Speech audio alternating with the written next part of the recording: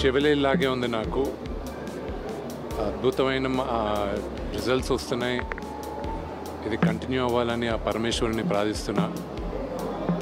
అందరికీ పరమేశ్వరుడు దేవుడు, కనిపించని దేవుడు ఒకడు ఉంటాడు.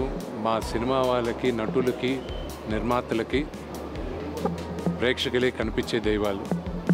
వాళ్ళందరూ మమ్మల్ని ఆశీర్వదిస్తారని మనస్ఫూర్తిగా కోరుతున్నాను. దీనిపై మాటలు రాట్లా.